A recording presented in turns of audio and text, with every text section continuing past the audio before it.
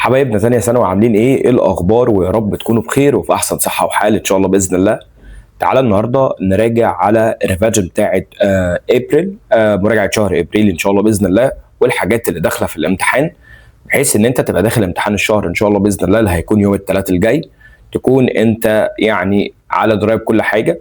النهارده هنتكلم على يونتس 10 11 12، وده المفروض اللي هيكون انكلودد في الامتحان بتاعنا ان شاء الله باذن الله. وكمان هحل بقى طبعا على الفوكاب والجرامر بحيث ان انت تبقى قفلتهم كلهم. طيب هبدا بايه؟ طبعا انا هبدا بالجرامر عشان تبقى انت لسه فايق، وبعد كده هروح داخل على الفوكاب واقراها معاك ونحلها ان شاء الله باذن الله، فما يبقاش عندك اي مشكله خالص في المحتوى بتاع شهر ابريل وتخش تعمل عظمه.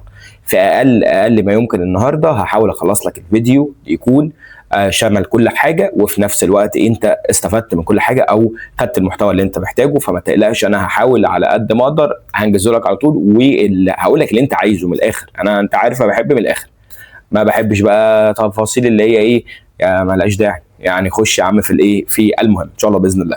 يلا كده بقى مع بعض نبدا ونشوف هنعمل ايه، وان شاء الله باذن الله نعمل عظمه. يلا بينا كده نخش على الجرامر بتاع يونت 10 ونشوف. احنا بنتكلم على السيمي مودلز اللي هي زي شفت سيم ومين وسبوز تو والحاجات دي كلها. الكلمات دي يا جماعه بتيجي بس في الجمله عشان تدي شكل، لكن المعنى يجي رقم 2. يعني اللي يقول لك اصل المعنى يختلف، احنا ما عندناش مشكله، هو المعنى بس هيجي في المركز الثاني. ليه؟ لان المركز الاول في السيمي مودلز هو التركيبه ايه. يعني في حاجات تنفع وحاجات ما تنفعش، حتى لو المعنى كان بنفس مثلا الحاجه اللي انت كان نفسك تحطها، ولكن التركيبه مش تنفع. فطبعا احنا الاول نتكلم على تركيبه الشيء تنفع ولا ما تنفعش، وبعد كده المعنى. لان طبعا زي ما قلت لك ان المعنى ممكن يبقى تمام، هو ده اللي انت عايزه، بس التركيبه بتاعته مش ماشيه. طيب من غير لوغاريتمات عايزين نفك الحاجات دي. تعالى نبدا باول حاجه، وانا بص مقسمها لك، انا اكني بتكلم في الملزمه. هسيب لك طبعا الملزمه في الديسكربشن بوكس بحيث ان انت يعني تحملها وتبدا تذاكر انت. عندي اول حاجه كلمه سيم، وسيم طبعا معناها يبدو، وبيجي معاها 4 حاجات واكتر، بس خلينا نمشي واحده واحده. قال لي سيم صفه، سيم بلس adjective معناها ان هو سيم وصفه. بص كده، he seems happy، الله عليك، يعني انت حطيت هو يبدو ان هو مبسوط، يبقى سيم هنا اول حاجه جت بعدها صفه. طيب قال لي في من برضو استخدامات سيم ان بيجي وراها سيم تو انفينيتيف، وده العادي. يعني بمعنى ايه؟ معناه ده المعتاد على الشخص. فبص كده الجمله دي he seems to have much work، فبقول لك هو يبدو عنده شغل كتير. فبقول لك مثلا كمان he seems to like his job، هو يبدو ان هو بيحب شغله. فده العادي، الروتين، ده اللي بيحصل.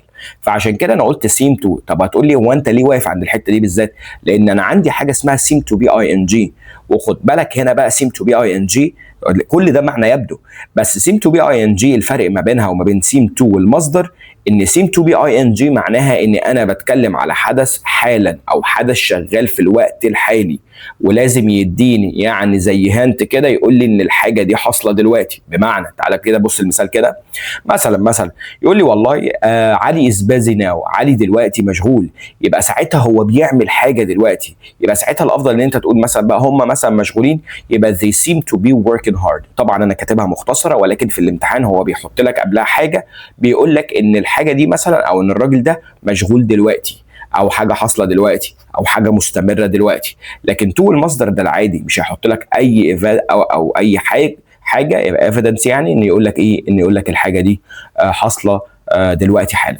طيب يبقى ساعتها seem to be ing معناها حاجه حاصله دلوقتي. كريم is busy now، ليه؟ يعني عشان هو بقول لك seem to be making a video، seeming to be recording a session and so on.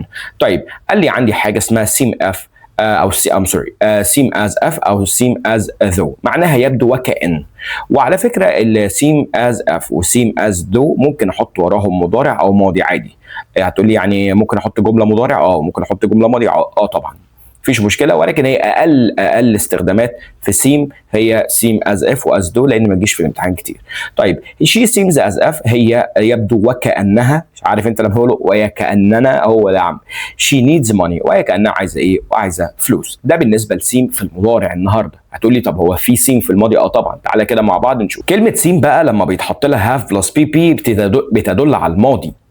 هتقول لي يعني اعمل ايه؟ بص تعالى كده، فبقول لك my sister seems to have، اختي شكلها كسبت، يبدو وكانها كسبت في الماضي. seems to have won the race last week، اهو قال لك last week، يبقى اختي كانها كده كسبت الاسبوع اللي فات المسابقه ايه؟ السباق. طيب هتقول لي انا شايف ان انت كاتب هنا فاعل وكاتب هنا مفعول، هو في فرق؟ اه طبعا. تعالى كده نشوف. قال لي هنا لو انت هتمنشن او هتحط المفعول مع سين لازم تحط بن، وفي الماضي. تعالى كده نشوف.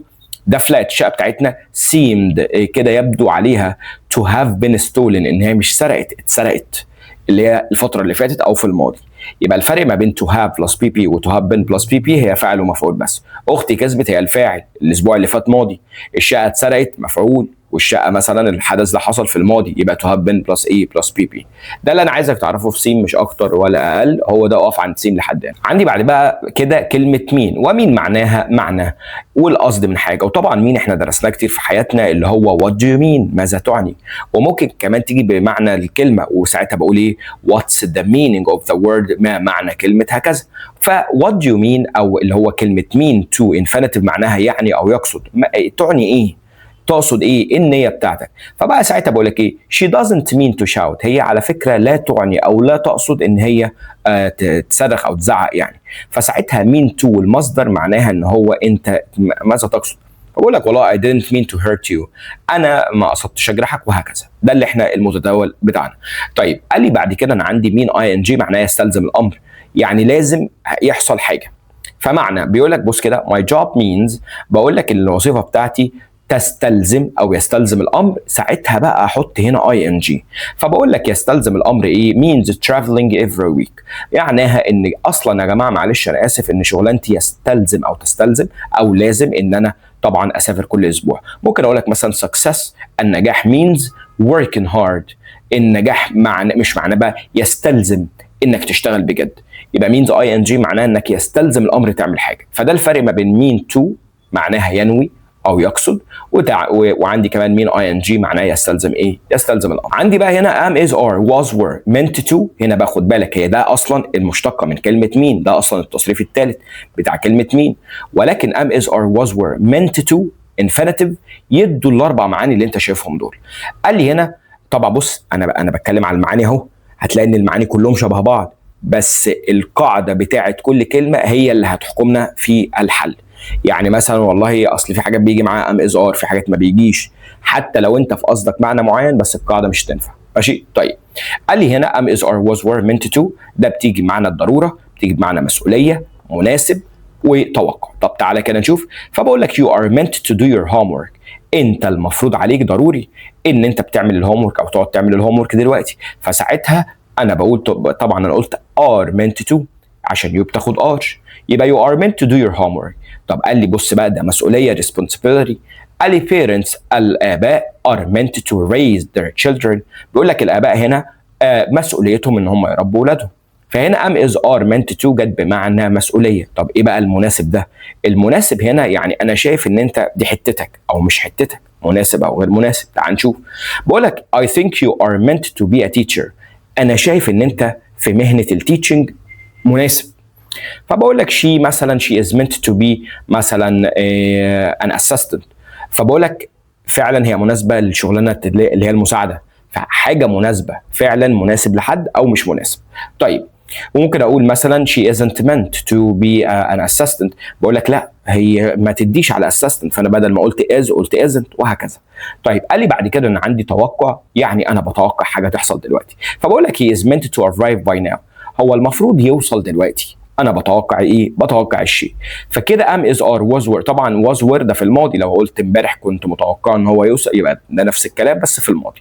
المهم meant to لازم يحط قبلها am is are was were. كده خلصت. تعال نخش في اللي بقى. عندي اخر حاجه am is are was were، يبقى انا كده عندي am is are was were meant to و am is are was were في حاجه جديده الا وهي supposed. وsupposed كده شبه في التركيبات شبه كلمه seem، لان بيجي وراها تو المصدر. هتقول لي ايه ده؟ طب ما سين بيجي وراها تو المصدر، اعرف منين؟ حبيبي انت سين ما بيجيش معاها ام از ار واز وير، سين بتيجي لوحدها، يعني ما ينفعش اقول هي السيم، ده غلط. فهنا بقى الفرق ما بين supposed to وسيم، ان supposed to بيجي معاها ام از ار واز وير قبلها سيم ما بيجيش. يبقى هنا بيجي معاها seem to infinitive، ممكن يجي معاها to be ing. يعني مثلا بقول لك he is supposed to be working now، اللي هي he seemed to be working now. لو انت عايز ايه ترمي في كلمه seem عشان to be هنا و to be تحت عادي، ما عنديش مشكله، بس is supposed to ما ينفعش اقول is seemed وهكذا. طيب قال لي هنا نفس الكلام، انا عندي am is are was were supposed to be، فبقول لك والله my homework الهوم ورك بتاعي is supposed to، هو من المفترض to ايه بقى؟ to do هو يعمل، لا to be done يتعمل. يبقى ساعتها انت لو بتذاكر هتكتب على دي كلمه ايه؟ كلمه باسيف يا عم، اللي هو مبني المجهول، اللي هي الجمله بادئه مع supposed to بالمفعول. يبقى my homework is اهي، لازم تحط الحاجات دي is supposed to be done.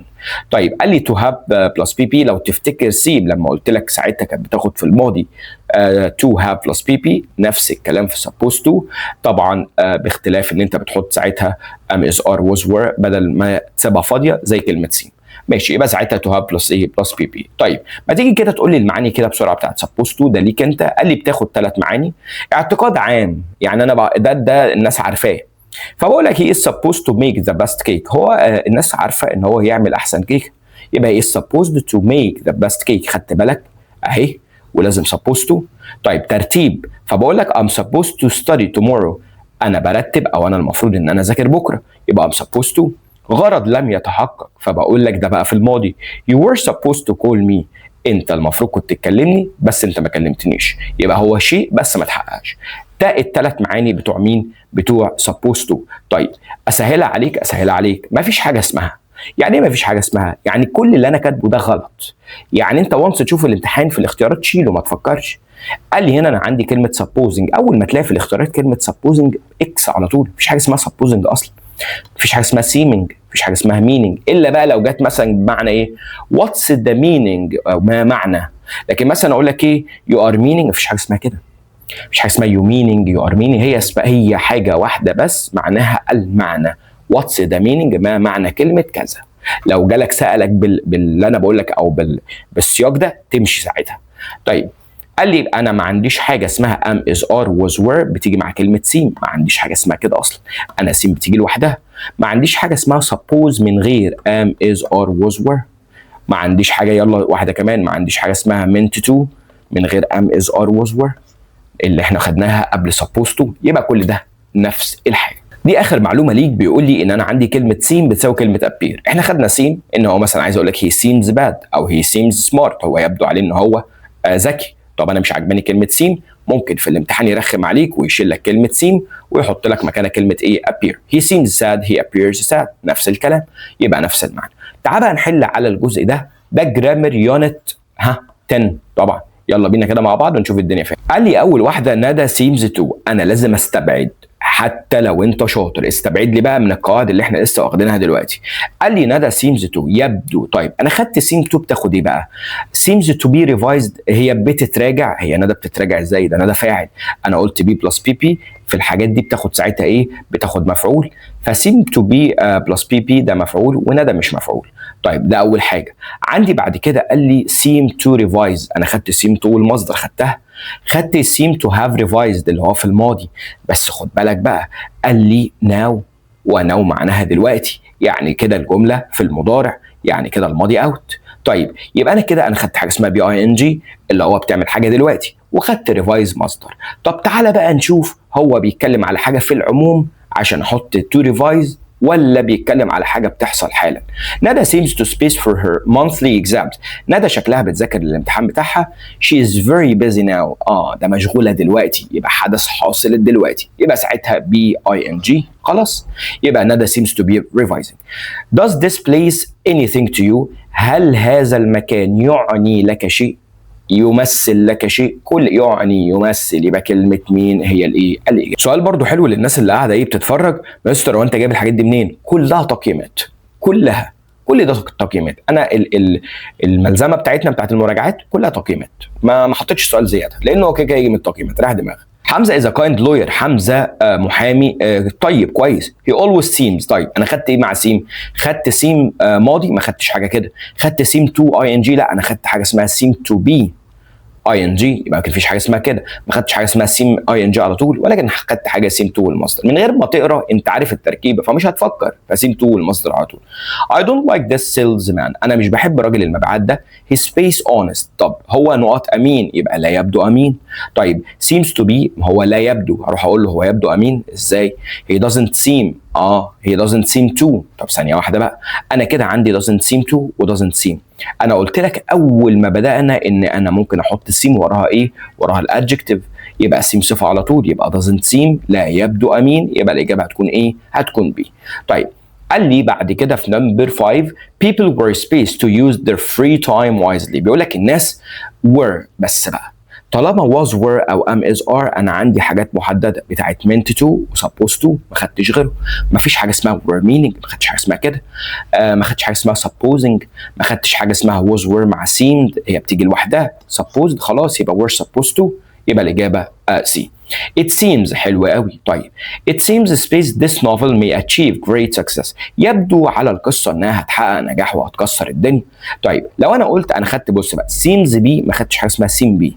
سيم بينج مفيش، انا خدت سيم 2. طب يا مستر خلاص احط سيم 2، بس حبيبي ثواني، انت سيم 2 بتحط وراها انفينيتيف مصدر، مش احنا قلنا سيم تو جو، سيم تو ريفايز، سيم تو. طيب انا this novel يعني سيم تو المصدر، مصدر الفعل، لكن this novel ده مش فعل اصلا، ده noun، فممكن اعوض بكلمه ذات، يبقى it seems that يبدو وان، وتكمل الجمله عادي زي ما هي، يبقى الاجابه هتكون دي. What does، حلو قوي السؤال ده، هنا بقى لما كنت بقول لك عليها What does the word neglect، ايه معنى كلمة neglect؟ معناها يهمل. ما معنى كلمة neglect؟ يبقى what does the word mean، وهنا معناها ماذا تعني الكلمة. مستر علي is busy now، هو لسه اللي كنت بقول لك عليه، هو مستر علي دلوقتي مشغول. he seems to something important، بيقول لك هو يبدو ان هو بيعمل حاجه مهمه دلوقتي، يبقى حدث شغال، يبقى be doing. يا رب تبقى انت فهمت الليله. طيب I don't know what you space by these words، انا مش عارف انت ايه بالكلمات دي، ماذا تعني، يبقى what you mean، عشان انت بتقول ماذا تعني بالكلمات دي، تقصد ايه؟ ماذا تقصد؟ خاله طبعا فرانكو، بس عشان دخلوا حبيبي. خاله سيمز سبيس جاز ميوزك، خاله بيحب طبعا نوع الميوزك الجاز. طيب خاله سيمز ذات، خاله يبدو مزيكا، ازاي يا جدع؟ تو بي لايكد هو اللي بيتحب، لا هو الفاعل هو اللي بيحب. as if خاله سيمز as if تنفع خاله يحب ويبدو as if he likes jazz music، يعني لازم احط بعد as if جمله كامله، فما ينفع، فساعتها اقول خاله seems to like jazz music على طول. طيب ادهم has an important interview tomorrow، بيقول لك الواد ادهم عنده بكره انترفيو مهم، which means وده معناه او يستلزم الامر ان يصحى بدري، فهنا means جت بمعنى يستلزم عليه او يجب عليه ان هو يصحى بدري، فساعتها getting. She space to learn the language quickly، هي نقط تتعلم اللانجوج بسرعه. طيب تعال نشوف خدنا ايه وما خدناش ايه. she seem بس ما ينفعش، لان سيم لازم احط لها اس عشان شي مفرد، لان على فكره لو كانت في اس كانت تنفع. شي seems to learn، هي يبدو انها بتتعلم الانجليزي بسرعه، حلو. شي meant، ما خدتش حاجه اسمها شي meant، انا خدت حاجه اسمها am is are was were مع meant، ما خدتش حاجه اسمها is supposing، بس خدت حاجه اسمها is supposed. The language lessons بيقول لك هنا الدروس بتاعت اللغات were، حلو قوي.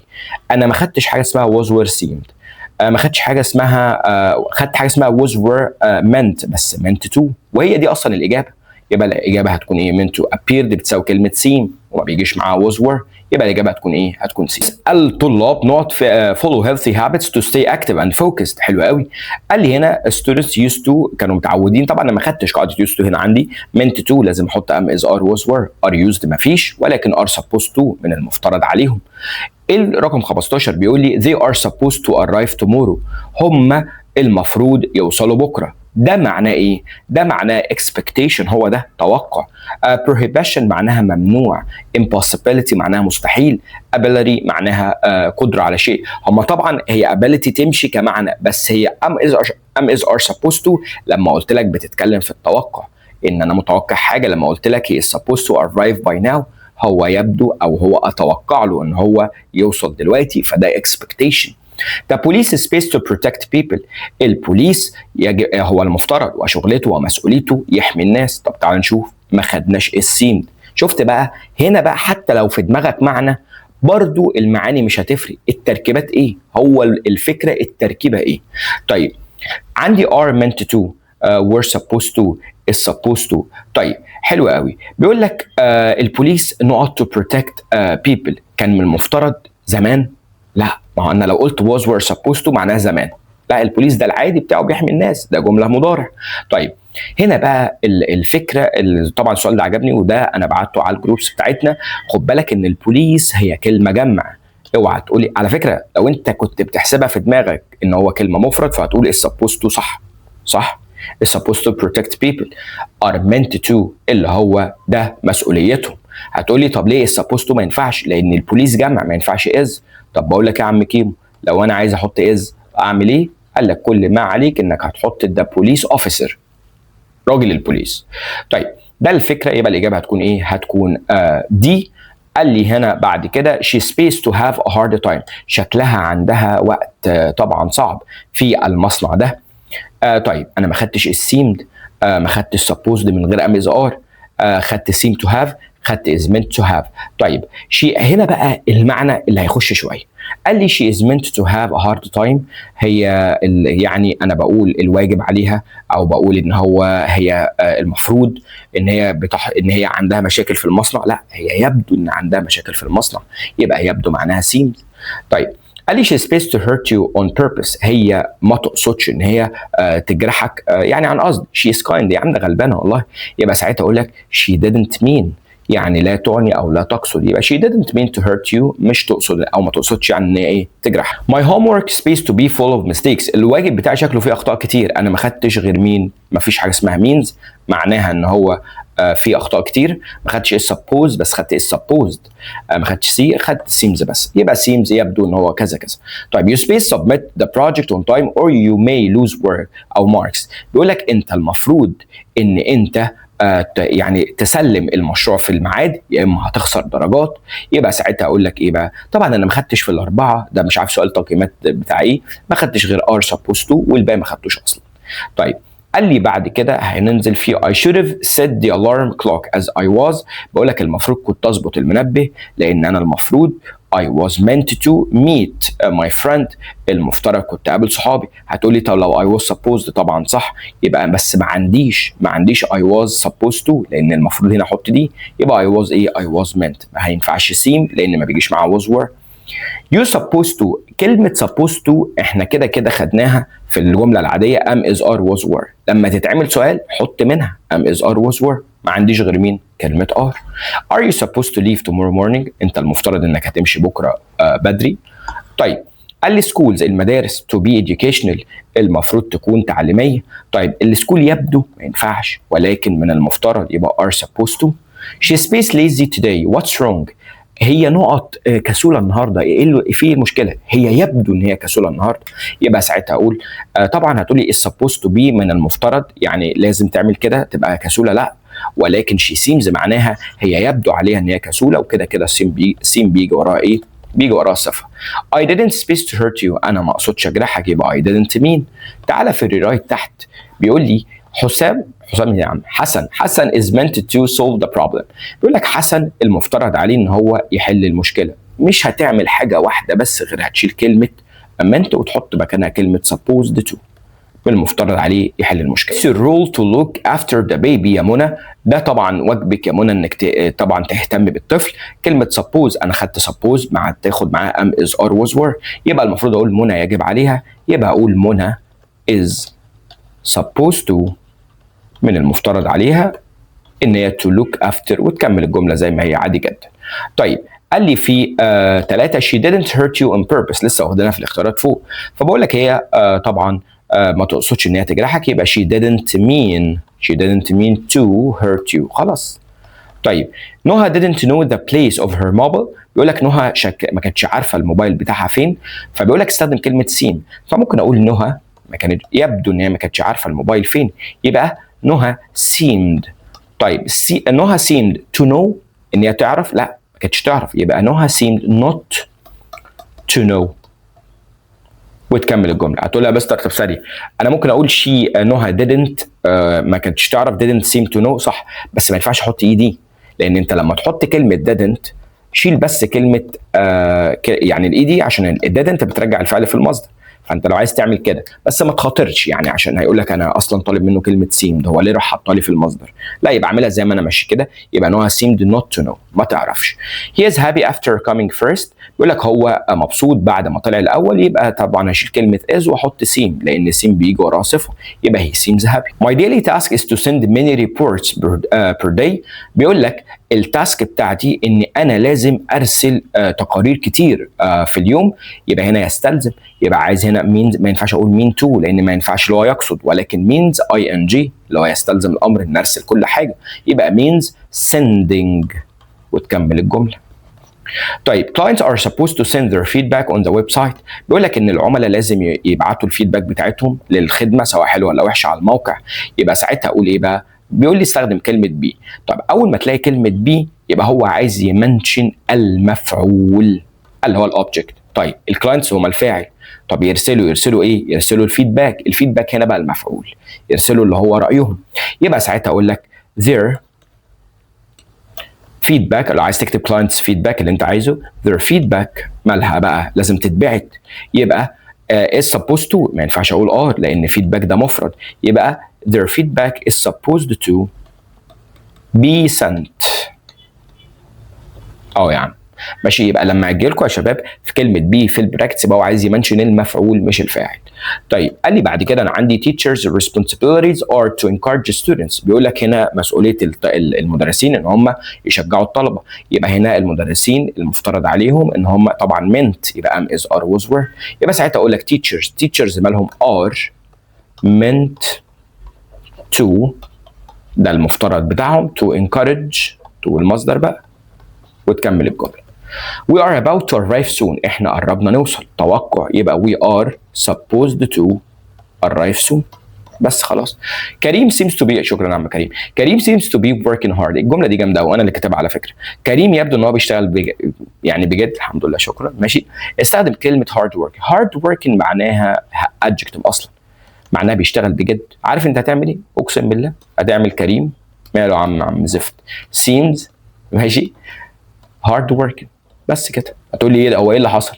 عشان اصلا hard working دي صفه وسيم بيجي وراها صفه، زي ما قلت seems lazy seems good seems active seems hard working، بس كده خلاص. ده يا عم ده كل الهلومه بتاعت سيم والقصه بتاعتها سهله جدا، ولو في حاجه انا معاك طبعا. عندي في يونت 11 used to would، عاملها لك بص زي ما انت شايفها، بص هنزل لك كده صفحه واحده بس، اقسم بالله صفحه واحده الفرق ما بين used to would.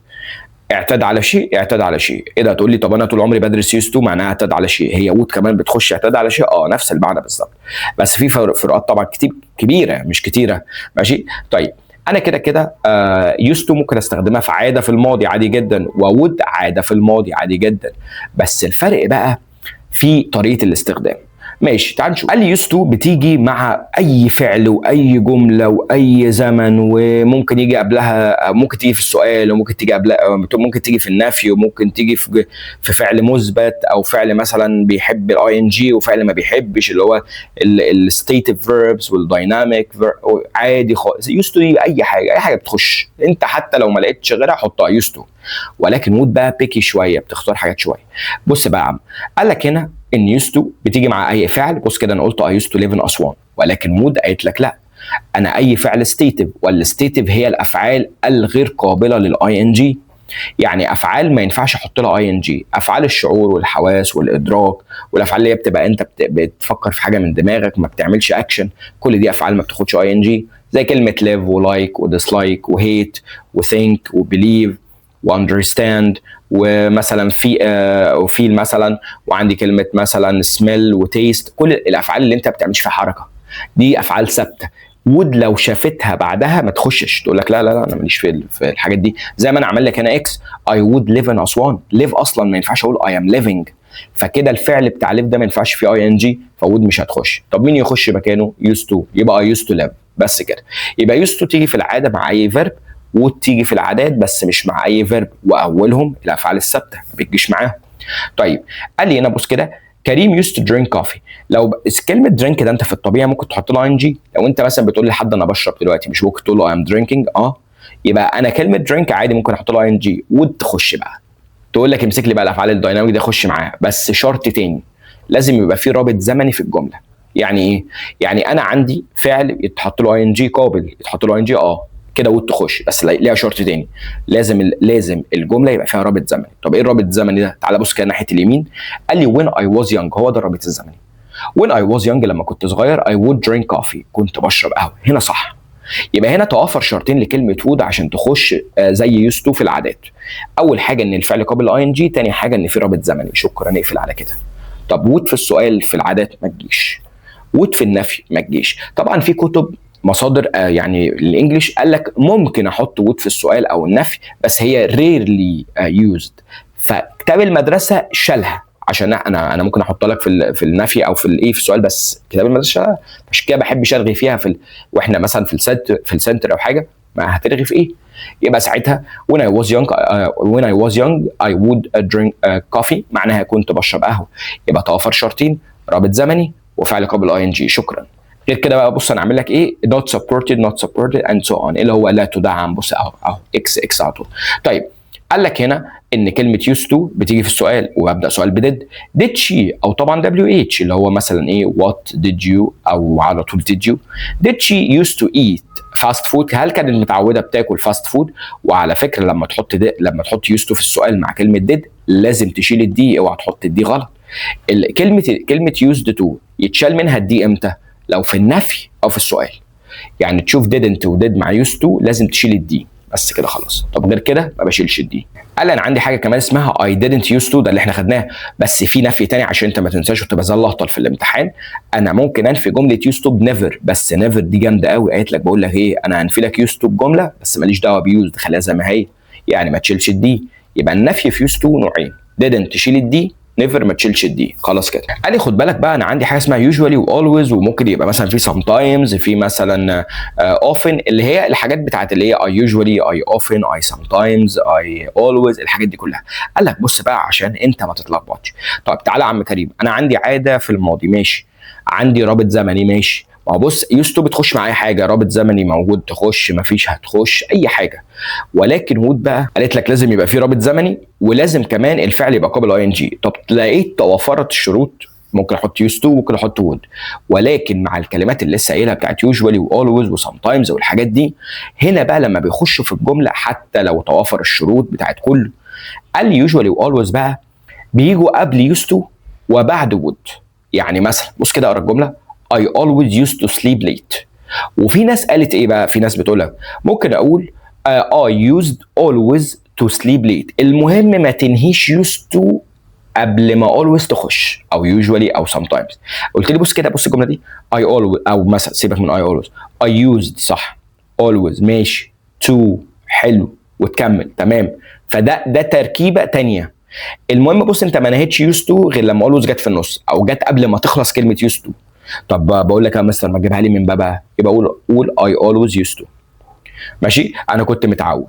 يبقى هنا كلمه always و usually والحاجات اللي هي adverbs of frequency بتيجي مع used to قبلها. طب بص كده الجمله دي when she was 7، لما كانت عندها 7 سنين she would always sleep late. would بتيجي قبل الحاجات دي، يبقى used to بيجي بعدها.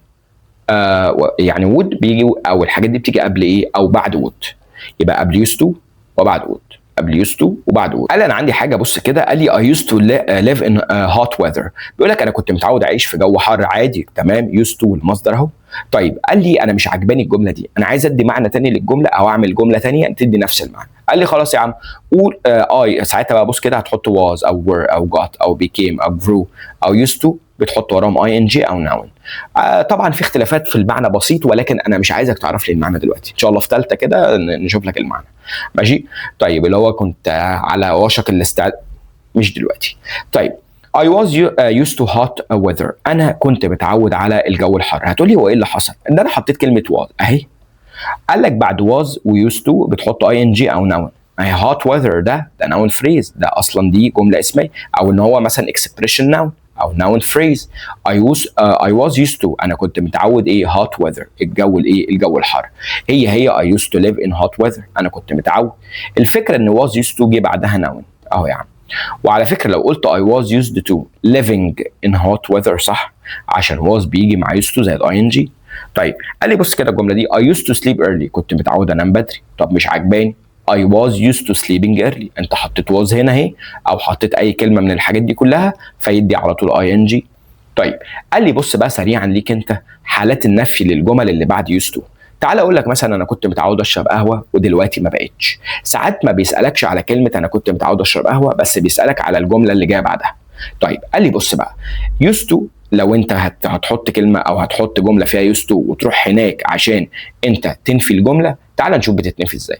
قال لي used to لو جت معاها اي فعل ما عدا كلمه بي، ساعتها الجمله الثانيه هتتعمل ازاي؟ هتحط فاعل don't او doesn't، طبعا don't للجمع و doesn't للمفرد، وهتكمل الجمله. بص كده he used to sleep، انا كده حطيت فعل ما عدا بي، يبقى ساعتها he used to sleep late، كان متعود ينام متاخر، but now he doesn't اهو، يعني عشان هي بتاخد doesn't. قال لي هنا ده يعني ده حاله. الحاله الثانيه قال لي used to لما بيجي برده مع اي فعل ما عدا بي نفس اللي فوق، بس لو هتحط في النص كلمه no longer فانت بدل ما هتقول don't و doesn't هتقول do does. طب ازاي بقى؟ بص كده نفس اللي فوق بالظبط. he used to sleep late، بص نفس الحاجه he used to sleep late but he no longer، طالما no دخلت في النص هناك هتحط does مش doesn't. ليه؟ لان no اصلا نفي، فما ينفعش تنفي نفي في نفي، ما ينفعش تقول no longer doesn't. واحده كمان he used to هنا بقى اي فعل برضو ما عدا بيه. قال لي برضو هتحط بص 1 و3 زي بعض، 1 و3. طيب قال لي هتحط فاعل ودازنت ودونت او دونت ودازنت، وهتضيف عليها في الاخر كلمه اني مور واني لونجر. بص كده he used to sleep late نفس الكلام but he now ايه او now he doesn't ما بقاش، وحط هنا اني مور او اني لونجر. قال لي بقى طب في حاله ان انا عندي فعل بي، قال لي هتنفي بام نوت از نوت ار نوت، نفس اللي فوق يا جماعه ونفس التركيبات. يعني انا هطلع لك كده عشان انت تقارن، هم والله. يعني بص كده ادي هنا فاعل don't و doesn't عشان فعل مش بي، بص هنا فاعل am not is not are not عشان الفعل بي. طب بص كده اللي تحت هنا no longer do does no longer am is are عشان ما نفهاش وعشان الفعل كان بي، وهكذا. طب بص كده I used to be lazy كنت متعود ابقى كسول but now دلوقتي I am not عشان لقيت كلمه بي فرحت نفيت ب am not. طيب قال لي I used to بص كده they used to be active كانوا متعودين يبقوا الناس نشطه but they no longer are. ليه؟ لأن الفعل كان بي فهقول am is are، وعشان كلمة no فساعتها مش هنفي. طيب قال لي هنا she used to be nervous نفس الكلام، كانت متعودة تبقى عصبية but she isn't anymore أو any longer عشان المفتاح كان بي، وهكذا. طيب قال لي ده ليك انت عادات في الماضي وعادات لحد دلوقتي. العادات في الماضي بتتكتب بنفس اللي انا كاتبه ده كده بالظبط. I used to visit my relatives صح. I was used to visiting لأن قلنا was بتاخد أو أي حاجة بتخش في النص بتاخد ing صح برضو. It was my habit كانت عادتي to visit my relatives صح برضو. I was in the habit of visiting صح. My habit هتقول لي طب معلش هو انت بتديني الحاجات دي كلها ليه؟ سؤال الريرايت.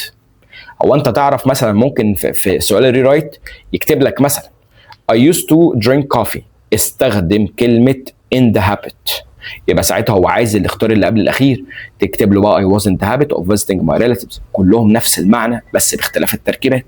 طب لو انا بتكلم على عاده لحد النهارده لسه بعملها، قال لي ساعتها هتستخدم am is are، ممكن فعل become، ممكن فعل هنا get، ممكن فعل grow، كل الحاجات دي تدي عاده النهارده. I am used to visiting my relatives، I am in the habit of visiting، my habit is to visit. بص بقى كل ده تحول لبص is I am هنا بقى ده was، كله was ده ماضي. ومعلومه ليك اخيره خالص بيقول لك والله لو الادوات بدات الجمله مالكش دعوه باي حاجه غير ان انت هتحط يا اما to المصدر يا اما for و ing. الادوات دي اللي هو ايه؟ سكاكين، ميه، الاله، المفتاح، اي اله، اي اداه تبدا الجمله مع used to ما عندكش غير حاجتين اتنين، يا used to والمصدر يا for و ing. بس تفكرش هم دول بس. She was brilliant at squash كانت جامده جدا في السكواش. So she spaced when playing with her younger sister كانت متعوده تكسبها. She didn't used to win ما كانتش متعوده تكسب. انا ما خدتش قاعده اسمها doesn't use نهائيا.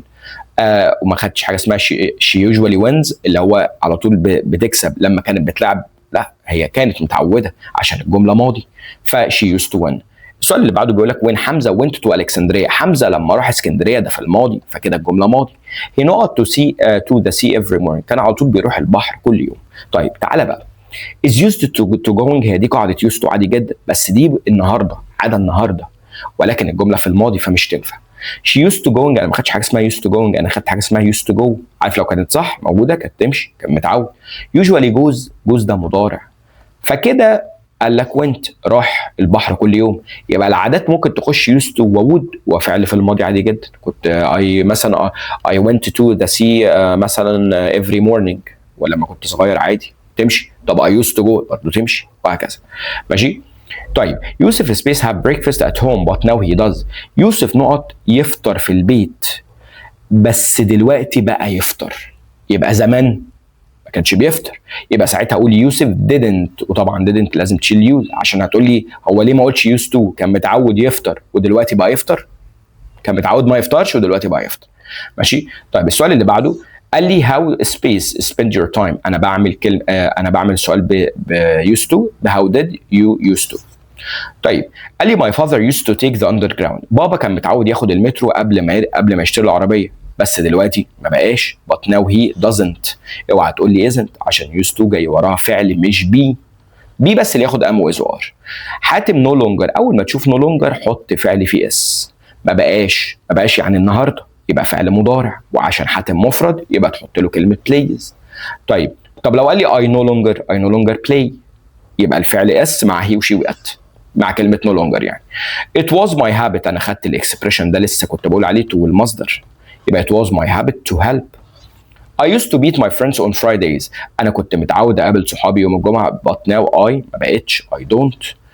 What space when you were young؟ انت كنت متعود تعمل ايه وانت صغير؟ انا قلت خدت did، يبقى what did you used to؟ لا انا والله مش هحل الجمله دي بصراحه لان دي جمله متنمره، يعني هي في التقييمات بس يعني مش عارف ده ايه بصراحه، وفي اصلا فيها غلطه، او انا اللي انا اكون ممكن نسيت اكتبها، هي المفروض بي بس مش هحلها، يعني انت حلها انت بصراحه. I was in the habit انا خدت of و ing. طيب our grandparents بيقول لك اجدادنا not have mobile when they were students. اجدادنا تخيل كان معاهم موبايلات وهم صغيرين؟ لا طبعا، يبقى ما كانوش متعودين، يبقى didn't used to. we usually go to school on foot. احنا النهارده متعودين عشان ده فعل مضارع ان احنا نروح المدرسه مشي. ده معناه ايه بقى؟ معناه ان احنا we used to go كنا متعودين زمان، لا ده لسه لحد النهارده عشان بيقول لك ده العادي بتاعنا، فكده اكس. مفيش حاجه اسمها used to going، في حاجه اسمها we were used to ing عادي بس ده عاده في الماضي. طب مين العاده اللي في المضارع؟ am is are زائد used to زائد ing، يعني لحد النهارده بعملها. طب انا عرفت منين؟ من السياق الاولاني. it's her habit to get up early. it is، او هنشوف دلوقتي she space up early. الافضل طبعا هنا ان هو عامل apostrophe s بتاعت it is. it's her habit to get up early، عادتها تصحى بدري، يبقى she usually gets up، صح كده؟ عشان ده في المضارع، ما هو it is هنا هيخليها ان هي مضارع. طيب قال لي في 15 she space writes to us these days. هي نقط writes، she is used to ان تاخد ing. she any longer ما بتجيش في النص، any longer بتيجي في اخر الجمله، هي و any more. she used to write، مفيش حاجه اسمها used to write، هي في حاجه اسمها used to write، used to والمصدر، يبقى ما بقتش. وانا قلت لك no longer بيجي مع فعل اس في حاله ان الفعل مفرد. when I was younger لما كنت صغير I space enjoy swimming، انا كنت متعود. طيب I used to enjoy swimming but now I really love it، دلوقتي بحبه بس زمان كنتش بحبه، يبقى I didn't used to. اوعى تحط دي عشان فيها دي. قال لي هنا we use would، احنا بنستخدم كلمة would ليه؟ عشان تتكلم على عادات في الماضي. طب مع افعال ثابتة؟ غلط. طب مع روتين النهارده؟ غلط. طب مع خطة مستقبلية؟ لا. مع افعال actions اللي هي الافعال طبعا repeated actions اللي هي ايه؟ اللي هي الاحداث المتكررة، وطبعا الافعال لازم تبقى في اللي بتقابل الاي ان جي للاكشن. he used to be naughty، هو كان متعود يبقى شقي but now he، انا عندي هنا to be فلازم انفي ب isn't او aren't او am not. he هنا يبقى احط isn't على طول، يبقى isn't. طيب قال لي هنا people space to prioritize معناها يعملوا اولويه، ماشي. طيب هنا people ان هم كان عندهم يعملوا اولويه للنوم but now they understand its importance، بس دلوقتي فهموا اهميته، يبقى ما كانوش متعودين يعملوا اولويه، يبقى didn't used to ايه؟ prioritize معناها يخلي حاجه اولويه. طيب علي space smoke a lot but now he has given او he has given up completely. الواد علي كان ماله بس دلوقتي ما بقاش اقلع عن التدخين، يبقى he used to. طيب when I was young I space call my relatives، هنا بقى ده الاثنين صح. وانا صغير كنت متعود اكلم قرايبي، هنا في رابط زمني وفعل كل ممكن احط له ing، يبقى would صح و used to صح، يبقى الاثنين صح. As a student I always got up early، انا كنت متعود وانا طالب اصحى بدري، بقى ساعتها تقول I used to get up early. خلاص. طيب every night during our childhood، كل ليلة لما كنت طفل كانت ماما بتقرا لنا قصة. يبقى هتكتب الجملة الأولانية زي ما هي، رابط زمني، وبعد كده هتقول our mother would read وتكمل الجملة عادي زي ما هي. طيب قال لي بعد كده انت past في الماضي I didn't drink enough water. بيقول لك انا في الماضي ما كنتش بشرب ميه كتير. عايز كلمة use، يبقى I didn't used to drink. بس خلاص. طيب احمد often went for a walk after dinner. يبقى مثلا ممكن اقول after dinner بعد العشاء. ايه اللي كان بيحصل؟ احمد هنا في رابط زمني عشان قلت بعد العشاء. احمد would، بس would والمصدر يبقى would go for a walk. جانا doesn't eat fast food now. جانا ما بقتش تاكل fast food، يبقى كانت متعوده، يبقى used to eat، يبقى used to eat. طيب قال لي بعد كده his father used to live in أسوان. ابوه كان متعود يعيش في أسوان، يبقى did his father. هل كان ابوه متعود يعيش في أسوان؟ يبقى did his father، ولازم اشيل الدي. use to live وتكمل السؤال وتحط question mark. he used to smoke heavily، كان متعود يدخن بشراهه، يبقى ما بقاش، وكلمه no longer بتحط فعل اس، يبقى he no longer smokes. بس خلاص. طيب قال لي بعد كده I used to play chess with my friends. انا كنت متعود العب شطرنج مع اصحابي، يبقى ساعتها اقول habit بقى، يبقى it was my habit، كانت عادتي في الماضي to play وتكمل. مستر مش عجباني it was my habit. I was in the habit of playing. نفس الحاجة. Here there was a big mall and a garage. بيقول لك هنا كان في big mall وجراج. استخدم كلمة used. هتقول كان في متعودين يبقى في هنا مول وجراج، يبقى there used to be. ما هو was لما بتتحول للمصدر بتبقى be. used to be a big mall and garage. طيب قال لي بعد كده I used to drink coffee. أنا ما بقتش أشرب. I used to drink coffee anymore بتيجي في الآخر، يبقى I هنا I used to، أنا كنت متعود. دلوقتي إيه؟ I don't drink anymore، ما بقتش أشرب. المستقبل التام اللي هو الفيوتشر بيرفكت في يونت 12 هو ده اللي انا عايزك تعرفه، وده التارجت بتاعك. بغض النظر ان كان في محافظات كده بتلوش وبتحط الفيوتشر ويل والسامبل والكونتينوس، ولكن ده التارجت بتاعك، ده اللي انا عايزك تعرفه في امتحان الشهر. قال لي المستقبل التام فيوتشر بيرفكت حدث هينتهي في وقت معين في المستقبل قبل وقوع حدث اخر. طيب بمعنى ايه؟ بص يا عم، قال لي هنا باي ذا تايم كريم ارايفز، بمجرد، وخد بالك الروابط بتاعت باي ذا تايم وبيفور وافتر بيجي وراهم يا بريزنت سمبل زي ما انت شايف، يا اما هحط هاف هاز بلس بي بي. دي الروابط يا معلم عشان تبقى انت ايه، تبقى انت عارف. طيب قال لي بقى الناحيه الثانيه هحط ايه؟ هحط ساعتها ويل هاف بلس بي بي. ويل هاف ليفت. بيقول لك لما كريم يوصل ابوه هيكون مشي. شفت انت قلت ايه؟ ابوه هيكون مشي، يعني انت تميت حدث اهو، بس ده لسه بكره او النهارده بالليل او وات ايفر، ان هو مستقبل، يبقى هو ده المستقبل التام. المستقبل التام جه من اسم ايه؟ انا هتم حدث بكره او هتم حدث في المستقبل قبل ما حدث ثاني يحصل. فبقول لك ان شاء الله باذن الله قبل ما انت تيجي هكون انا خلصت مثلا ترويق الاوضه، هكون خلصت. طب خلصت ده بكره او النهارده وهكذا، يبقى ده فيوتشر بيرفكت. ده اصلا الغرض بتاعه. قال لي لو انا عايز اعمل جمله عاديه ديكلاراتيف او اللي هي الستيتمنت، بيقول لي بيحب كلمه باي قوي. اول ما تلاقي بحلول ومده في المستقبل يبقى هتحط فيوتشر بيرفكت. يبقى باي 2028 she will have graduated، هتكون اتخرجت. وطبعا ان هو التكوين بتاعه will have وتصريف ثالث مع اي فاعل، اي واي فاعل will have plus bb. interrogative اللي هو which means a question، ساعتها هتقول when مثلا IWH، وبعد كده will، وبعد كده تحط فاعل وهاف وتصريف ثالث. فبقول لك على امتى كده هتكون خلصت الكورس؟ يبقى when will you have finished the course. هتقول لي هو انا لازم امشي بالتركيبه؟ بالظبط. يعني في الامتحان لو قال لك اعمل سؤال وقلت له when you will، خلاص اوت. يبقى when will you have. interrogative passive، هتقول لي يعني ايه passive؟ بص كده when will the project have been done، امتى المشروع هيخلص، مش هو اللي يخلص نفسه. فساعتها انا عندي نوعين من السؤال، سؤال فاعل وسؤال مفعول، وده صيغه السؤال الفاعل وده صيغه السؤال المفعول. طب في الباسف بقى قال لي عايز اعمل جمله، يعني بص اطلع كده اهو، دي جمله بدات بشي هي الفاعل. طيب هنا بيقول لك على 2030 كل المشروعات هتنتهي، يبقى will have been received او هتتم تسليمها، يبقى will have plus been plus bb. بيحب كلمه باي ومده في المستقبل او in ومده في المستقبل. فبقول لك مثلا ايه in 2 weeks time ان شاء الله باذن الله in 2 weeks time، يعني في خلال اسبوعين I will have finished، اكون خلصت باذن الله مثلا يعني. ده بالنسبه للكونسبت بتاع ايه، بتاع will have plus pp. ده ليك انت بقى. قال لي خد بالك لو لقيت فيه عايز فعل expect او hope او claim، حط معاه to have plus pp او expect to hope و claim to have been plus pp. طيب بص كده الجمله دي، he expects هو يتوقع to have done his homework ان هو يكون خلص الهوم ورك بتاعه على كده على 9 بالليل، يبقى ساعتها expect to have plus pp، يبقى ده الجمله معناها active ومعناها ان هو ان شاء الله باذن الله النهارده. طيب بص كده my certificate بيقول لك الشهاده بتاعتي متوقعه، اللي هي مش بتتوقع نفسها ان هي تتابديت، مش هي اللي هتعمل ابديت لنفسها، يبقى to have been updated by next year. يبقى خلي بالك من الافعال دي ان هي بيجي وراها to have plus pp او to have been plus pp، ماشي يا عم، على حسب هي ده فاعل او مفعول. طيب قال لي ما تنساش ده ليك انت، قال لي كلمه by the time و when و once و before بياخدوا present simple و present perfect، والجمله الثانيه رقم 2 بتاخد will have plus pp. بص كده الجمله before my mother returns، قبل ما ماما ترجع، او has returned لان present simple و present perfect. ايه اللي هيكون حصل بقى؟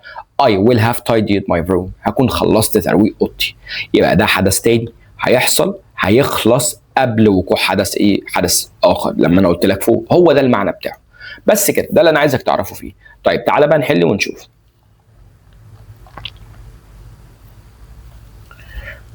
بيقول لك هنا على نهايه السنه بابا هيكون جاب عربيه، يبقى هنا يبقى by the end of the year of this year my father will have bought، هيكون اشترى.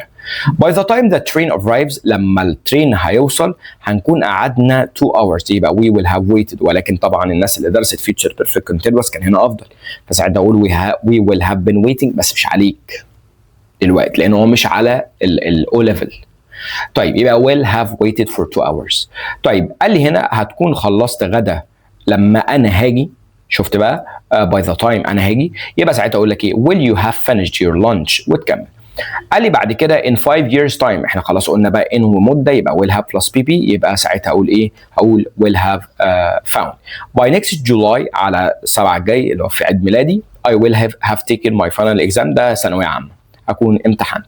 طيب قال لي هنا by the end of the week will have completed، اهو عشان by the time. بس هنا بقى بص، هنا بقى سألك في الجمله اللي هي فيها رابط، اللي هي بتاخد يا present simple يا present perfect، عشان هو حاط لك هو الجمله الثانيه بتاعت الفيوتشر بيرفكت، يبقى انت هتحط يا present simple يا present perfect. بس الجمله دي بقى عنب، طبعا حاجتي انا دي بقى by the time I space، بمجرد ما ايه انا هكون حصلت على كل الاسرار، بمجرد ما اخبر مين؟ يعني انت لو قلت مثلا by the time I inform، طب inform مين؟ طب ده present simple. طب by the time I have informed، برضو بمجرد ما اخبر مين؟ ده present perfect. ولا بمجرد ما يتقال لي السر يتقال لي، يبقى انت هنا في الجمله يا نجم مش فاعل، انت مفعول. طيب والمفعول طبعا انا حاطط لك ايه وبي بطمعك، هي ولا ايه ولا بي، هي am informed. عارف ليه؟ لان انت في الجمله مفعول، يعني انت كده لازم تعمل جمله مبنيه للمجهول. والبريزنت سامبل لو انت دارس هتلاقي ان المبني للمجهول بتاعه بياخد ام از ار بلس بي بي، يبقى هي دي الاجابه. يبقى باي ذا تايم بمجرد ما اعرف، انا مش هقول لان انا ما اعرفش انا هخبر مين؟ مفيش، يبقى كده انا بسف، يبقى ام انفورم. طيب قال لي هنا all the washing up، قال لي ان شاء الله باذن الله كل الغسيل هيتعمل قبل ما ايه؟ قبل ما اكون رجعت البيت، يبقى will have. طب بص بقى الواشنج اب الغسيل هو اللي يعمل نفسه will have done؟ لا will have been done، ان هو يتعمل عشان ده باسف الواشنج اب، يبقى future perfect في المبني للمجهول. they believe to، هنا احنا قلنا كلمه believe او expect او claim، يبقى تحط يا اما to have plus pp يا اما been plus to have been plus pp. طب هعرف بقى they believe to space، هم بيؤمنوا ان هم سرقوا ازاي؟ اتسرقوا، يبقى to have been stolen اهي يا عم، ماشي يا عم. طيب قال لي هنا she will have sent، طبعا sent بقى المفروض she will have sent، هنا تي عشان ده تصريف تالي. she will have sent the letter by the time، بمجرد ما المدير يجي. طبعا by the time رابط بيجي معايا present simple يا present perfect. طيب انا عندي مين؟ ما عنديش present perfect بس عندي simple، لما المدير هياتي يبقى present simple. طبعا ما ينفعش اقول دي لان المانجر ده مفرد. طيب بايت حلو قوي السؤال ده بقى، بحلول 2016 ايه ده ماضي. شفت انت فيوتشر بيرفكت بتقول بحلول ومده في المستقبل، المستقبل تمام اهو، الماضي التام من العيله اهو، من نفس العيله بس تحت بياخد باي ومده في الماضي، بس كده يبقى I had written يا عم. ده ليك انت. باي نيكست ويك ان شاء الله على الاسبوع الجاي ذا دكتور ويل هاف اكزام، هيكون فحص كل المرضى. تعال نشوف اللي بعده. قال لي هنا I plan to finish reading this book before Sunday، فبقول لك ان شاء الله باذن الله انا بفكر ان انا اخلص قرايه الكتاب على Sunday before Sunday. يبقى ممكن اقول I will have تصريف ثالث من finished ايه بقى؟ finished وهتكمل الجمله عادي reading وتكمل وتحط كلمه باي على كده يوم الاحد ان شاء الله باي Sunday. طيب the secretary will finish typing the letters before the manager arrives. بيقول لك السكرتاري هتكون خلصت كتابه الخطابات قبل ما المدير يوصل. يبقى كل اللي عليك هتعمل ايه؟ هتقول the secretary will have finished، طبعا تصريف ثالث، وتكمل الجمله زي ما هي. Before going to bed she will have done her homework. قبل ما تنام هتكون عملت كل واجباتها. يبقى بمجرد، يبقى by the time، بمجرد، والرابط بياخد طبعا جمله عاديه. هنا بيقول لك by the time، هنا she goes to bed. هتقول لي طب ليه؟ عشان by the time والروابط بيجي معايا present perfect يا present simple. ممكن تقول ساعتها by the time she has gone عادي. بمجرد ما هتروح للسرير او هتنام هتكون خلصت كل حاجه. she will have وتكمل الجمله الثانيه. طيب she plans to finish her projects before next week. هي بتخطط ان هي تخلص مشروعها قبل الاسبوع الجاي. يبقى ساعتها اقول لك she، احنا قلنا بقى expects هي الفاعل، to have finished وتصريف ثالث. طيب I will finish my homework before my father comes home. كل الحكايه انك هتشيل before وتحط by the time بس. يبقى I will finish my homework by the time my father comes home. اكون انا خلصت طبعا. نفس الكلام they will leave the airport before، نفس الكلام خلاص بقى ماشي. طيب I plan to save enough money before next summer. يبقى ساعتها اقول لك I will have saved، طبعا تصريف ثالث enough money by next summer. السؤال اللي بعده بيقول لك في حلول 27 I will have written 4 books. اول ما احط لك كلمه بين مع future perfect يبقى عايز يمنشن المفعول. انا على حلول 27 هكون خلصت كتابه 4 كتب. يبقى ساعتها اقول لك بحلول 27 يبقى 4 books، 4 كتب هيكونوا اتكتبوا. will have been وتصريف ثالث من written اللي هو written زي ما هو. طيب نفس الكلام when will you have finished the task. امتى هتخلص التاسك؟ عايز كلمه been يبقى هتقلبها سؤال في المجهول. يبقى when will، صح كده؟ the task have been finished. عشان انت هنا لازم تمنشن المفعول. يبقى when will the task have been finished. طيب السؤال اللي بعده after my father's arrival I will have done my homework. بيقول لك بعد وصول ابويا هكون انا خلصت الهوم ورك بتاعي. يبقى ساعتها اقول لك ايه؟ يبقى ساعتها اقول لك I will have done my homework. امتى بقى؟ بمجرد by the time، بس بقى اكتب جمله بقى عاديه اللي هي تتكون من فاعل وفعل، اللي هي فاعل my father والفعل اللي هو arrives في المضارع البسيط. وعايز بتعملها مضارع تام اعملها present perfect by the time my father has arrived عادي. ده كده يا عم جرامر 10 11 12 اسئله وحل، ما سيبلكش اي حاجه. تعال نشوف الفوكاب سهله وما فيش اي حاجه خالص نحل عليها على طول. طيب كده بقى خلصنا الجرامر وتعال نحل على الفوكاب شويه. نفس الملزمه بتاعتنا برضو. بيقول لي هنا a space is a round يعني حاجه مدوره واوبن مفتوحه container used for food or liquid بتستخدم عشان تحط فيها اكل او طبعا شوربه وكده. فاحنا عندنا اسمه ده حاجه اسمها بول معناها سلطانيه، expert معناها خبير، guarantee ضمان، وانستراكتور اللي هو الموجه والمعلم والمدرس وكل حاجه. She painted a beautiful painting. هي رسمت لوحة حلوة. She is really a space girl. هي أكيد يعني حد جامد. يبقى talented معناها إن هي عندها الموهبة وموهوبة. وممكن أشيل كلمة talented وأحط مكانها كلمة gifted نفس المعنى. We went shopping and my mother paid space everything we bought. إحنا رحنا عملنا تسوق وماما دفعت لكل حاجة. يبقى pay for. يبقى لما أنت بتدفع عشان تبقى أنت فاهم، لما انت بتدفع عشان تشتري حاجه يبقى pay for. طب بقول لك ما تدفع لي انا بقى نجم ايه pay me مش عارف ايه عشان اعمل لك مصلحه يبقى pay me على طول. when Mona finished her shift لما خلصت شغلها at the hospital في المستشفى she space هي شعرت ان هي overwhelmed. طب انهي واحده بقى شعرت الماضي منها felt لان المضارع من felt هي feel. هتقول لي امال ايه fell؟ لا fell هنا اختصار اللي هي الماضي من كلمه fall. يبقى fall fell ما ينفعش اقول سقطت، وfell asleep لما تحس ان هي نامت، ولكن felt overwhelmed معناها شعرت بالايه؟ ان هي منهمكه يعني.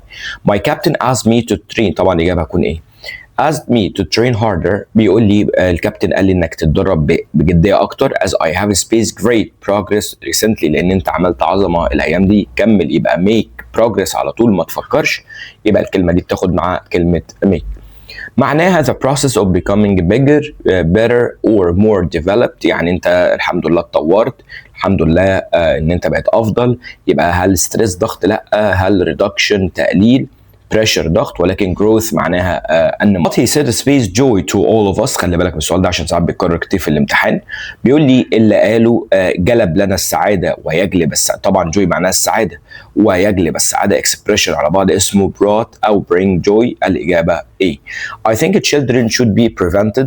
بيقول لك انا شايف ان الاطفال يجب عليهم ان يمنعوا prevented from، ما تفكرش، يمنع من. prevented from يمنع من. قال لي معناها the latest time or date to finish something، آخر ميعاد تخلص في حاجة، وده الموعد النهائي اسمه deadline. طيب قال لي after accepting the offer، بعد ما يعني هو وافق على العرض. he spaced his mind and refused it، هو غير رأيه، يبقى change my mind. يبقى change my mind معناها يغير رأيه، وعكسها made up my mind. I made up my mind، خلاص أنا يا جماعة أنا تمام وانا عملت القرار بتاعي. He is really a careless person، هو شخص مهمل. He doesn't space responsible، هو لا يشعر بالمسؤولية، يبقى he doesn't feel responsible for anything. قال لي to advise strongly or positively، عشان تنصح حد بشكل قوي أو بإيجابية، ده معناه إن أنت هل تحبطه، هل تقلل من تشجيعه، هل تعمل له بلوك. ولكن encourage معناها يشجع. During learning how to drive a car، بيقول لك اثناء التعلم انت بتسوق العربيه ازاي، او يعني ان انا بتعلم زمان.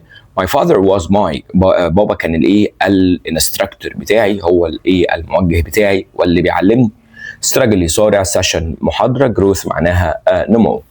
في number 14 she drank a glass filled with، ما تفكرش، مملوء بيه. هي شربت كوبايه filled with مملوءه بيه. The writer's days felt the same. felt the same معناها نفس اللي بعمله كل يوم هو. طبعا هنا ده felt the same معناها ايه؟ معناها repetitive and unchanging. طيب قال لي بعد كده the teacher gave us a short، بيقول لك المدرس ادانا ايه to explain how to use the new program. يبقى ادانا ايه؟ هل industrial خاصة بالصناعة، educational تعليمي. طب تعليمي ايه؟ فيديو تعليمي، ماشي، وهو هنا معناه tutorial اللي هو الفيديو تعليمي. she spent hours، هي قعدت ساعات. spaced through social media، scroll up and down على طول، يبقى scrolling اللي احنا عمالين على طول. the scholarship gave him، المنحة الدراسية ادته طبعا فرصة كبيرة to study abroad، ان يدرس بره. يبقى مش accident طبعا، ولكن opportunity، او كلمه كمان ممكن تشيلها وتحط كلمه ايه؟ تحط كلمه a chance، نفس المعنى بالظبط. the road was space، الطريق كان ماله so the car moved up and down. بيقول لك العربيات قعدت ايه؟ طلع نازله، او ان هو الطريق مش متساوي فالعربيات مش ماشيه زي بعض. يبقى uneven غير متساوي.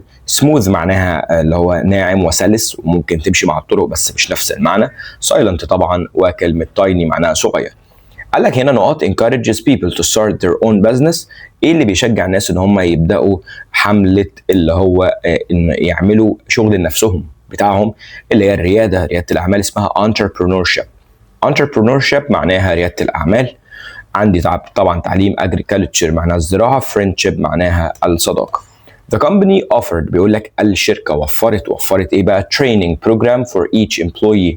طبعا وفرت حاجه محدده او برنامج تدريبي محدد لكل ايه؟ لكل موظف، يبقى customized معناها محدد.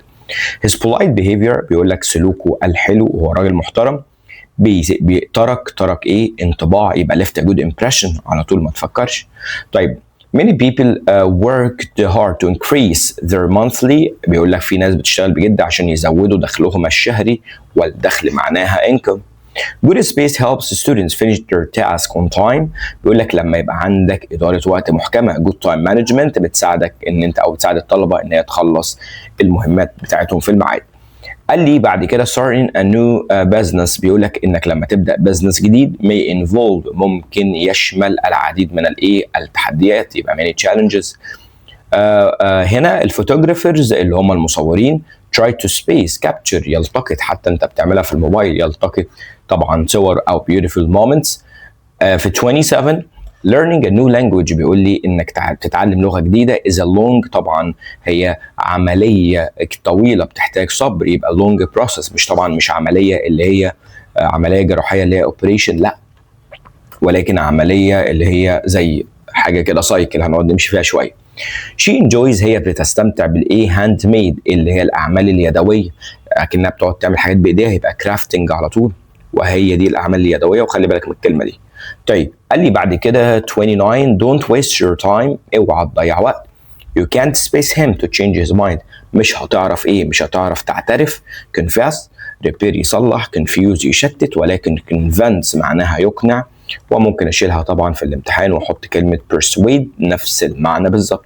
we all admired احنا اعجبنا your positive طبعا سلوكك الايجابي attitude. اوعى تقول لي altitude لان altitude معناها ارتفاع الشيء، فده غلط خالص، يبقى الاجابه attitude اللي هو السلوك. to revise my lessons well before the exam عشان اراجع دروسي كويس قبل الامتحان. انا نقط long ones I often ايه بقى يعترف، release يطلق سراح او يطلق شيء، disorganize ما ينظمش حاجه ازاي، summarize معناها يلخص، وهي دي الاجابه. some teachers depend mainly on بيقول لك بعض من المدرسين بيعتمدوا على ايه dictation not on written one. طبعا في ناس بتعتمد على الاملاء، يعني الناس الصغيرين شويه، يبقى oral dictation معناها املاء شفويه اكتر من الريتن المكتوبه. slippery معناها منزلق، artificial طبعا صناعي، logical معناها منطقي. هنا في 33 after the heavy rain بعد المطره القويه the streets were لسه كنت بقولها فوق، الشوارع اصبحت هنا منزلقه بتزحلق يعني. طيب قال لي طبعا swollen معناها متورمه، dental خاصه بالاسنان، confusing معناها مشتته. He expressed her space to the teacher for his continuous support. بيقول لك هنا هي عبرت عن ايه امتنانها للتيتشر بسبب دعمه المستمر، يبقى مش غضبها، مش امانتها، مش شكوكها، ولكن gratitude معناها اللي هو امتنان والشكر. your mental اللي هي الخاصة بالذهنية، your mental plays an important role in how you deal with the challenges. طبعا هنا بيقول لك يعني عايز المنتال حاجة اللي هو الخاصة بالذهنية يعني. فطبعا الإجابة هتكون strength اللي هي قوتك الذهنية، attitude سلوكك الذهني، يعني ما بتمشيش شوية مع بعض. الروتين status معناها حالتك الذهنية بتلعب دور في التحديات، ملهاش علاقة، ولكن هي قوتك، يعني انت عندك مش القوة طبعا اللي هو القوة، ولكن بتعرف تفكر يعني، فعندك يعني your mental strength اللي هو قوة ايه، قوة عقلية او قوة ذهنية يعني. طيب too much space can negatively affect your health، الكثير من الايه ممكن يأثر على صحتك هنا بالسلب، يبقى طبعا stress طبعا معناها الضغط. she always tries to stay هي على طول بتحاول تبقى ايه even in difficult situations حتى في المواقف الصعبة، يبقى بتحاول تبقى إيجابية positive. a balanced diet يعني دايت متوازن helps improve the body. بيقول لك طبعا خلي بالك من السؤال ده، بيقول لك بتساعد البالانس دايت بيساعد في الجهاز المناعي، يبقى immune system ما عندناش غيره طبعا اللي هو الجهاز المناعي للشخص. regular exercise اللي هو التدريب المستمر can increase your ممكن يحسن اللايف سبان طول او مدى عمر الانسان، ولكن يعني الامر بيد الله. intelligence ذكاء، length معناها طول، weight معناها الوزن، يبقى الاجابه لايف سبان. واللايف سبان دي بتتكرر كتير في الامتحان. helps cool your body when it's too hot، بيقول لك ايه اللي بيساعد ان هو يهدي الجسم حتى when it's too hot ان هو والدنيا طبعا حر جدا. الاجابه كلمه sweat معناها العرق، وانت كده حتى السويت لما بتعرق كتير كده وتهدى تلاقي نفسك ايه جسمك هدي شويه، فطبعا السويت. joint مفصل، كدني الكلى، وبرش معناها زي فرشه او يرسم حاجه. ده kidneys هنا نفس بقى الكلى الكليتين play a key role in space removal from the body. يعني هو الكدني بيساعد او الكليتين بتلعب دور مهم في ازاله الفضلات والسموم من الجسم، يبقى كلمه طبعا waste. understanding the power of your space can help you control your thoughts and actions. بيقول لك هنا انك تفهم the power of your mind على طول قوه العقل، ده في حتى كتاب جامد قوي اسمه power of your mind، ده حلو قوي.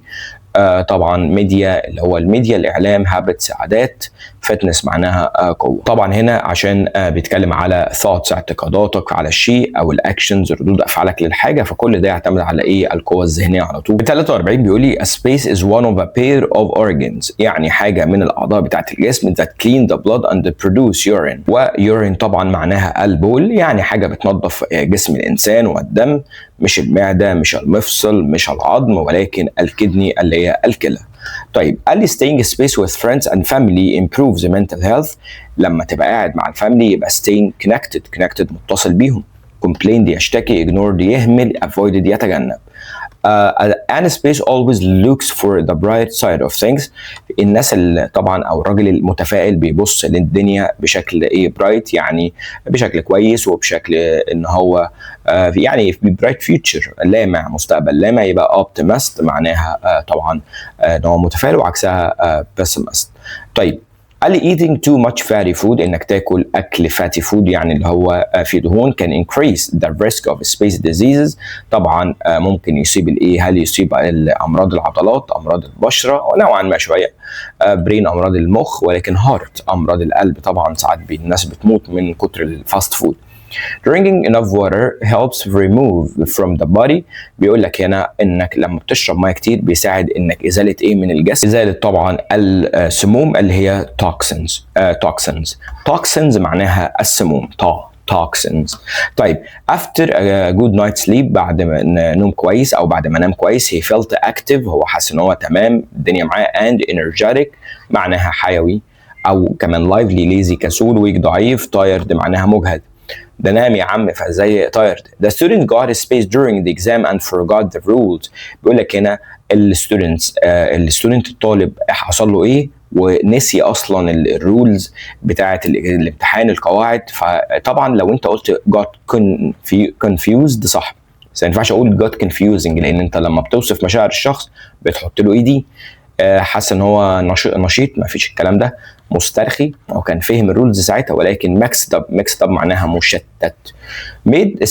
هنا made especially to fit a person's need, preference or requirements، يعني حاجه customized اللي هو طبعا بتكون هي حاجه مخصصه لشخص معين بس. طب ما برايفت تنفع، بس برايفت هي حاجه بتبقى خاصه بالانسان، بس ممكن لو طبقتها على حد تاني تتعمل، ولكن هنا بيقول لك specially اتعملت مخصوصا عشان تفات person's need، يعني احتياج شخص واحد فقط او شخص معين، فكده ساعتها متفصله على مقاسه customized. طبعا generic and public ده طبعا معناها عامه اللي في الكل، ولكن دي customized. كامبا didn't sleep well so he was كامبا ما نامش كويس فكان نام في المدرسه، عكس كلمه sleepy، عكس كلمه نايم. لا خلاص نجم صاحي awake والert منتبه. طيب هو عايز مرادف كلمة ignore معناها يتجاهل. طب مرادفها ايه؟ مرادفها disregard معناها يتجاهل ونجلكت. عكس كلمة stiff معناها ممزوق او ان انت مش قادر تحرك حاجة في جسمك. عكسها كلمة ايه بقى؟ لا انا تمام الدنيا معايا. يبقى عندي كلمة flexible وكلمة loose اللي هي معناها الدنيا تمام بالنسبه لي وقادر افرد واتني والحاجات دي كلها. ريجيد معناها اللي هو بارز وبرده بتدي نفس معنى ستاف. انفلكسبل مش قادر، وسليبري منزلق ملهاش علاقه. Internet has become something essential مهم. الانترنت essential معناها crucial مهم، وكلمه viral كل اللي باقي طبعا dishonest غير امين، والباقي معناها غير مهم او فرع يعني. أمير was confused بيقول لك أمير كان مشتت. طيب قال لي كلمة confused ممكن تدي معنى إيه؟ ممكن تدي معنى bewildered معناها اللي هو مشتت، وكلمة puzzled برضه مشتت. طيب peaceful معناها قاعد في استرخاء، confident واثق، relaxed مسترخي. عايز عكس كلمة prevent معناها يمنع. طب عكسها يسمح، يبقى كلمة allow وكلمة permit. اللي بعده كله هو أصلا معنى كلمة يمنع. طيب ألف 57 high level possessions require intense هنا effort. قال لي مرادف كلمة intense معناها شديد وكثيف. طب مرادفها ايه؟ مرادفها extreme اللي هو شديد، و powerful قوي. عكس كلمة growth معناها النمو. طب عكسها ايه بقى؟ عكسها مفيش نمو اللي هو تقليل من الشيء. طبعا development مكتوبة مرتين، فطبعا هي في إجابة واحدة من الاثنين غلط، فاحنا ممكن نقول ايه؟ reduction اللي هو التقليل. وممكن طبعا اكتب كلمة مثلا زي decline نفس المعنى، ممكن اكتب decrease نفس المعنى، كل ده يدي نفس المعنى. فهو كان عايز طبعا عكس كلمة growth، ممكن يدي reduction decline وطبعا ليه سلاش او decrease. طيب قال لي هنا كلمه overwhelmed معناها منهمك مش قادر. مرادفها ايه بقى؟ مرادفها overloaded معناها على اخره، تمام. وكلمه stressed اللي هو معناها مضغوط. طيب قال لي عكس كلمه الصبر patience معناها صبر. طب عكسها ايه بقى؟ ما فيش صبر يا باشا. عكسها الغضب anger، ما انت غضبان ما بتستحملش. والفرستريشن الاحباط، ما فيش صبر. طيب يبقى الاجابه هتكون C and E. هنا في كاستمايزد عكسها، كاستمايزد مفصل لحد معين، طب عكسها لا للناس كلها. يبقى حاجه طبعا هنا ستاندرد للكل وجنرال برضو للكل. موديفايد متعدله لحد تailored برضو متفصله. بيرسوناليزد شخصيه. طيب عايز كلمه كابتشر معناها يأسر حد يخطفه ويخليه عنده رهينه، وممكن طبعا عشان رانسم للفديه، وممكن تدي بمعنى يصور حاجه. طيب انا هنا جايب معنى ايه؟ جاي هنشوف دلوقتي. هل كابتشر معناها هل يطلق سراح حد، يخسر حد، يتجاهل حد، ولكن هنا ريكورد زي ما بتدوس على الفيديو ريكورد، ما هو ده برضو كابتشر. وسيز معناها يستحوذ، اللي هو بيمسك حد يعني. يبقى الاجابه ايه؟ A and B. عندي هنا عكس كلمة essential. عكس كلمة essential حاجة مهمة، طبعا عكسها مش مهم unimportant. وكمان كلمة optional عادي. choose دي انت عكس كلمة ignore معناها ينفض، طبعا عكسها يهتم. ويهتم معناها طبعا overlook معناها يتغاضى. وعندي disregard اللي هو برضو ينفض. heed معناها اللي هو يهتم. واttend معناها اللي هو يحضر حاجة ما بيسيبهاش. سكيب يعني معناها ينفض طبعا. طيب قال لي هي كلمة talented معناها طبعا احنا قلنا لسه كنت بقولها فوق gifted. وكلمة brilliant معناها جامد جدا. كسول ضعيف وما عندوش مهارة، ده اللي موجود.